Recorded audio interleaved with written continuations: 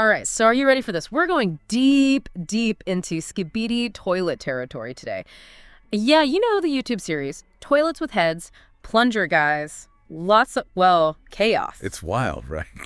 But under all that absurdity, there's actually some surprisingly deep lore. Yeah, and that's what we're going to try to uncover right here, right now. We've got the transcript of, well, it's from like a fan compilation video, episodes 1 through 76. 76 episodes. Yeah, and just reading this transcript, it's an experience. It really is. It's like someone threw a bunch of memes into a blender, added a splash of existential dread, and just hit puree.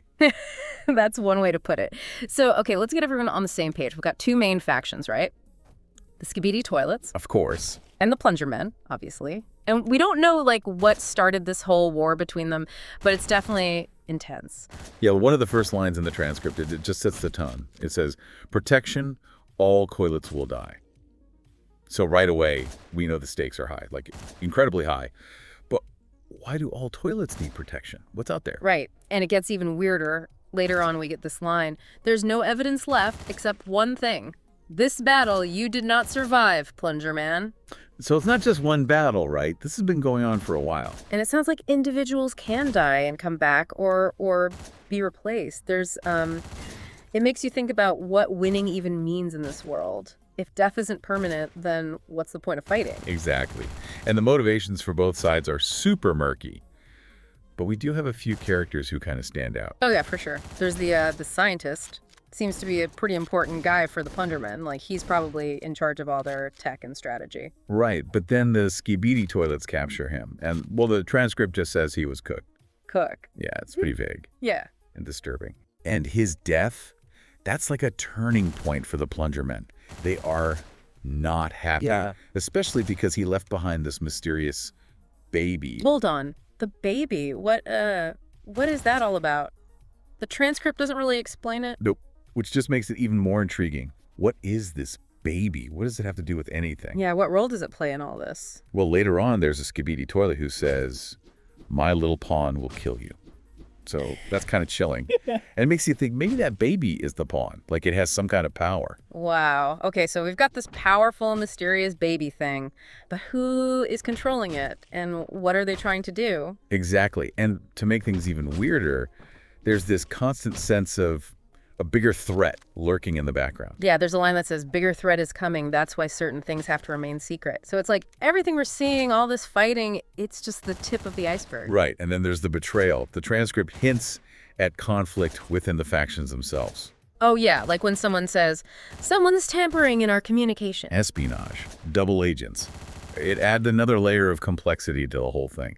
Makes it way more chaotic. And there are some pretty serious punishments for anyone who steps out of line. Like there's a commander among the Skibidi toilets.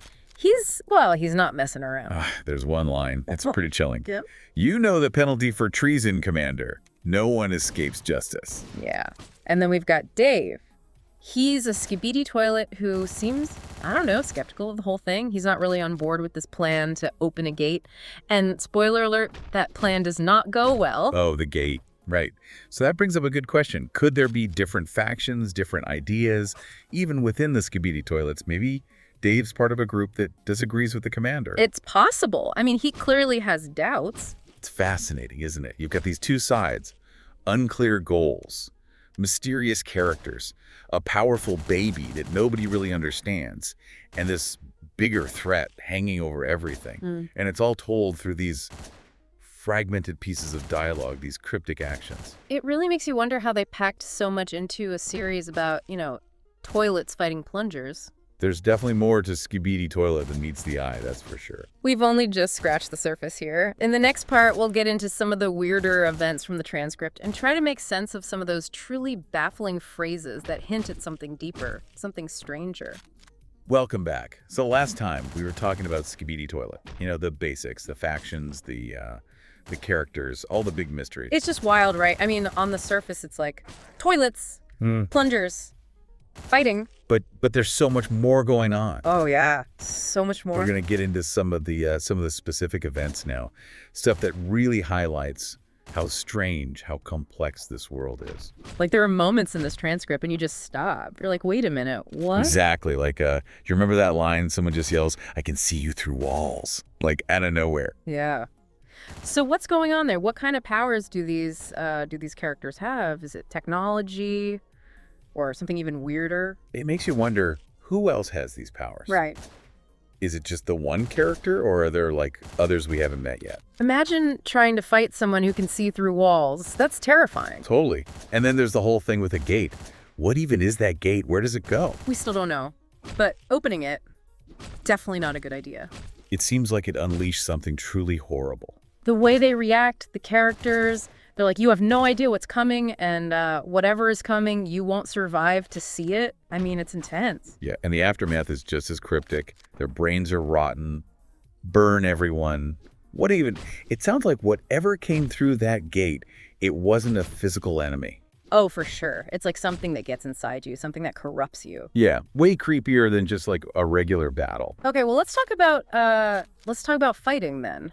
The Plunger Men. They seem to have some pretty advanced technology, right? Oh, for sure. And some of the lines in the transcript describing their tech, let's just say it's colorful. I mean, remember that one? It says, take this blitch to our lab. This Schult is longer than Titan's cock. What? I know, right? Like, what is that even supposed to mean? It's crude, yeah. But I think it shows something important. The Plunger Men, they're not just a bunch of dummies hitting stuff with plungers. Oh, definitely not. They're organized, strategic, and they're studying the Skibidi toilets, experimenting on them even. It's kind of disturbing, isn't it? Like trying to dissect your enemy, figure out what makes them tick, maybe even find a way to weaponize them. So what are they trying to do? What's their goal? Which brings us back to that bigger threat, the one everyone keeps hinting at. Is it like a completely separate thing? Or are the Plunger Men somehow making it worse? It could be like, that's saying, the road to hell is paved with good intentions. Oh, yeah. Maybe the Plunger Men think they're doing the right thing. Yeah. But they're actually making everything worse. Like, they're so focused on winning this war, they're not seeing the bigger picture. They could be creating the very threat they're trying to protect themselves from. That's a good point. And then there's that Skibidi toilet, the one who betrays his own side. The traitor. Yeah. They call him Traitorous Stum, and he ends up getting killed, but we don't really know why he did it. So was he really a traitor? Or was he, like, trying to do the right thing? Maybe he saw this bigger threat coming, but no one would listen. Maybe he had a different plan. A way to end the conflict without all the fighting. Right, we always think in terms of good guys and bad guys. Yeah. But what if he was actually trying to save everyone? It makes you think. So, to recap, we've got warring factions, hidden agendas, a super powerful baby, a looming bigger threat, and toilets. Lots of toilets. Much weirdness. I know, right? It's like, how did they even come up with this stuff? It's unsettling, but also kind of fascinating. So what does it all mean? What are we supposed to learn from this? What's the message? That's the million-dollar question, and it's what we're going to try to answer in the final part of this deep dive. We'll tackle some of the big questions, maybe even connect this whole Skibidi toilet world back to our own. Okay, so welcome back to the final part of our Skibidi toilet deep dive. We've talked about the factions, the characters, all the weird stuff that happens. And now it's time for the big questions. The mysteries we've been trying to figure out this whole time. Right, like what even started this whole war? The transcript doesn't really tell us, does it? It just throws us right into the action. Yeah, no origin story, but maybe we can, like, speculate a little based on what we've seen. Okay, so what do you think? I mean, maybe it was a territory thing or, like, different beliefs. Or maybe even just a big misunderstanding, something small that just blew up into this massive war. Right, or some people think that the Skibidi toilets and the Plunger Men, they used to be one group. Really? Yeah, but then something happened. Something that split them apart. That would explain why their technology is so similar. Like, it's all based on everyday objects. Yeah, and it would make the whole thing even more tragic. Like, they were once allies, you know? But now they're fighting each other. So we might not know what caused the war, but what about their goals? What are they fighting for? Good question. The Skibidi toilets keep talking about protection, but protection from what? Yeah, and what does it mean when they say all toilets will die? Like, is it literal or is it something else? And the Plungermen, they're all about revenge. ever since the scientist died. But is that all they care about? Or is there something else they're trying to achieve? It's hard to say. Maybe their goals have changed over time. Yeah, maybe they started with one goal, but then the war itself, it just twisted everything. It happens. Okay, but there's one thing we can't ignore. The baby. Oh yeah, the baby. What is up with that thing? I know, right? The transcript doesn't explain it at all, but it seems super important, powerful. Like maybe it's the key to ending the war. Possibly. But who's controlling it? Is it the Skibidi toilets, the plunger men, or someone else? And what happens when that power gets unleashed? Remember what happened with the gate? Oh yeah, not good. Did the baby have something to do with that? We don't know. It's like this huge unknown factor. It's kind of terrifying when you think about it. Okay, and then there's the bigger threat. Oh yeah, the one everyone keeps mentioning. But nobody explains it. Is it something from outside, like aliens? Or a natural disaster? Or maybe it's something more internal, like a disease or a corruption, something you can't just like fight with weapons. And how does this toilet plunger war fit in?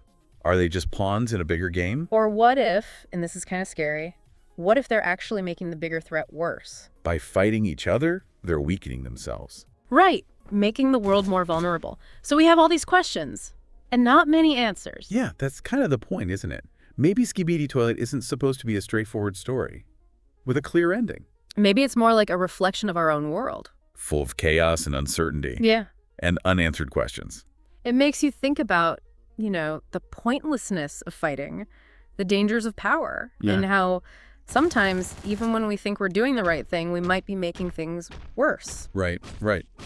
So what do you think? Is Skibidi Toilet just a silly internet meme? Or is there more to it? Well, we've given you all the pieces. Now it's up to you to figure out what it all means. Go watch the videos, read the transcripts, see what you discover. Yeah, maybe you'll find something we missed, some hidden message or meaning. Thanks for joining us for this deep dive into the weird world of Skibidi Toilet. It's been fun. And until next time, keep questioning, keep exploring. And remember, the truth is out there, sometimes in the most unexpected places.